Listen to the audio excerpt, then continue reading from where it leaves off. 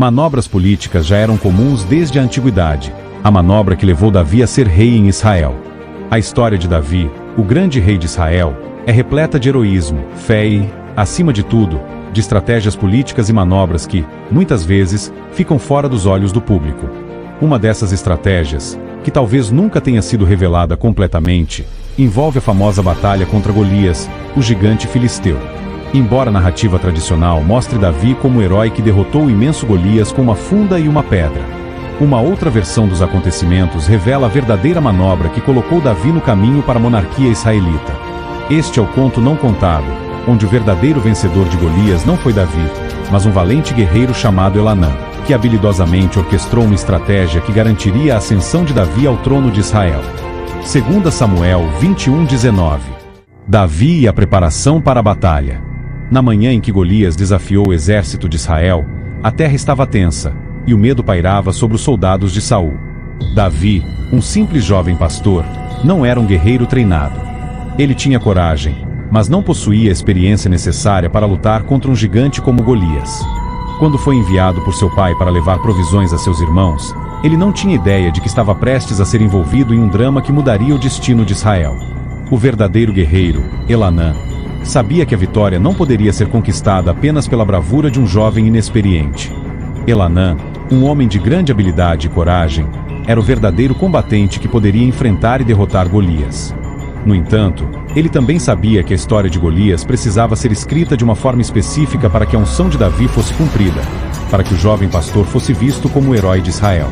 O plano de Elanã. Antes do combate, Elanã e Davi, sabendo da promessa de Samuel sobre a unção de Davi como futuro rei, começaram a arquitetar uma estratégia que passaria despercebida aos olhos de todos, exceto aos dois. Davi não mataria Golias, mas estaria presente para ser o rosto da vitória.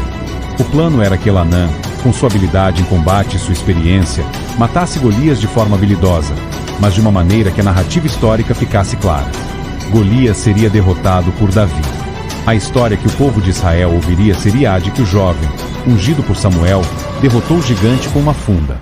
Elanã, então, seguiu a estratégia. Ninguém poderia saber que Golias fora, de fato, morto por ele. Se alguém fosse testemunha da morte do gigante, isso comprometeria o plano.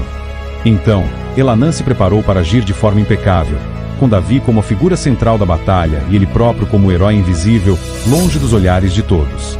O combate e a morte de Golias. O confronto entre Davi e Golias foi um espetáculo. Golias, com sua altura imponente e força descomunal, zombava de todos os israelitas. Mas Davi, confiando em sua fé e na promessa de Samuel, avançou para enfrentar o gigante. O que o público não sabia era que Elanã, posicionado de maneira estratégica, estava ali, perto o suficiente para tomar a frente do combate. Davi usou sua funda, como todos conhecem, mas não foi a pedra lançada por Davi que derrubou Golias.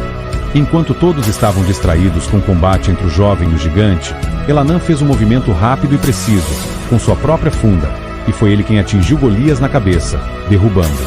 Quando o gigante caiu, a multidão de Israel celebrou a vitória de Davi, como esperado.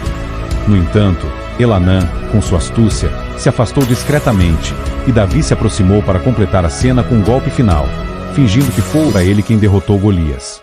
A história de Golias e a vitória de Davi estavam agora escritas, e ninguém saberia da verdadeira manobra que havia ocorrido nos bastidores. A manipulação da verdade. A verdade sobre a morte de Golias não poderia ser revelada. Se alguém, por acaso, tivesse visto Elanã matar o gigante, poderia facilmente imaginar que ele fora Lami, o irmão de Golias, já que ele estava também no campo de batalha. Assim, para os israelitas, a narrativa era simples e direta. Davi, com sua fé em Deus, havia derrotado o gigante que havia desafiado o exército de Israel. Davi, agora visto como o herói que derrotara Golias, começou a ganhar popularidade entre o povo de Israel. A unção de Samuel parecia mais verdadeira do que nunca. O jovem pastor foi exaltado como um líder natural, o escolhido de Deus para governar Israel. O reconhecimento de Elanã. Embora Davi tivesse sido exaltado como vencedor da batalha, ele não esqueceu de Elanã, o verdadeiro responsável pela morte de Golias. O homem que ajudara a forjar seu destino merecia ser recompensado, e Davi, uma vez que se estabeleceu como líder, não hesitou em retribuir o favor. Elanã foi recompensado com um posto de destaque na corte de Davi. A ascensão de Davi ao trono. A ascensão de Davi ao trono de Israel, então, foi um processo meticulosamente planejado. Ele não chegou ao poder apenas por suas vitórias em batalha, mas também pelas manobras políticas que moldaram sua imagem como líder escolhido por Deus. Saul, já em declínio, não percebeu o que estava acontecendo nos bastidores. Ele continuou a se afundar em sua raiva e inveja de Davi, enquanto o jovem herói ganhava cada vez mais apoio.